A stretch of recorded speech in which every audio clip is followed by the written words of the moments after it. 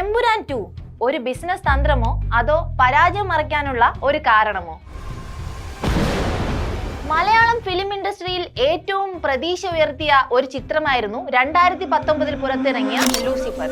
മോഹൻലാലും പൃഥ്വിരാജും ഒന്നിച്ചപ്പോൾ അത് വെറും ഒരു ചിത്രമായിരുന്നില്ല, മലയാള ചരിത്രത്തിലെ എക്കാലത്തെയും ഒരു വലിയ വിജയമായിരുന്നു. എമ്പുരാൻ എന്ന ചിത്രം പ്രഖ്യാപിച്ചപ്പോൾ തന്നെ ആരാധകർ വളരെയേറെ ആവേശത്തിലായി.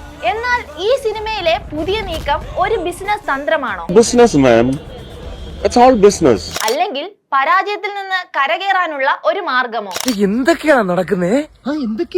ലൂസിഫർ വിപണിയിൽ ഉണ്ടാക്കിയ വിസ്മയം ഭാവിയിലെ സ്വീക്വൻസുകൾ വലിയ സാധ്യതകൾക്ക് വഴിയൊരുക്കി. സ്റ്റീഫൻ നെടുമ്പള്ളി എന്ന ഒരു ഒറ്റ കഥാപാത്രം ആരാധകരുടെ മനസ്സിൽ വലിയൊരിടം നേടി. എമ്പുരാൻ 2ലെ വിവാദം ഇരുതല മൂർച്ചയുള്ള ഒരു വാളാണ്. സമൃദ്ധമായ ഒരു ബിസിനസ് തന്ത്രമോ അല്ലെങ്കിൽ യഥാർത്ഥ തിരിച്ചടിയോ? എന്തായാലും കണക്ക് കൂട്ടിയ അപകട സാധ്യത ഫലം കണ്ടു. ഈ സിനിമയുടെ പ്രധാന കാതൽ എന്താണെന്ന് ഈ സിനിമയുടെ അധികൃതർ തന്നെ സൂചിപ്പിക്കുകയുണ്ടായി. സിനിമയുടെ പ്രിവ്യൂ ഷോ ഇറങ്ങിയപ്പോൾ പ്രശംസിച്ച ഒരു കൂട്ടം ആളുകൾ തന്നെ ഒരാഴ്ചയ്ക്ക് ശേഷം ആ സിനിമയെ കുറ്റപ്പെടുത്തുന്നു. പിന്നീട് സംഭവിച്ചത് നമുക്കെല്ലാവർക്കും അറിയാവുന്നതാണ്. സിനിമയുടെ 17 ഭാഗങ്ങൾ വെട്ടിമുറിച്ചു. ഫ്രാഞ്ചൈസിയുടെ വിജയം പ്രതീക്ഷയെ മാത്രമല്ല, ഹൈപ്പുമായി പൊരുത്തപ്പെടുന്ന ഒരു സിനിമാറ്റിക് അനുഭവം നൽകുന്നതിനെയും ആശ്രയിച്ചിരിക്കുന്നു. വിവാദങ്ങൾ വിജയത്തിനുള്ള ഒരു ഉപകരണമായിരുന്നോ അതോ പ്രശസ്തിക്ക് തടസ്സമായിരുന്നോ? എമ്പുരാൻ സിനിമ ഒരു ബിസിനസ് തന്ത്രമോ അതോ പരാജയം മറയ്ക്കാനുള്ള ഒരു മാർഗമോ? നിങ്ങളുടെ അഭിപ്രായം എന്താണെന്ന് താഴെ കമന്റ് ബോക്സിലും പറയൂ.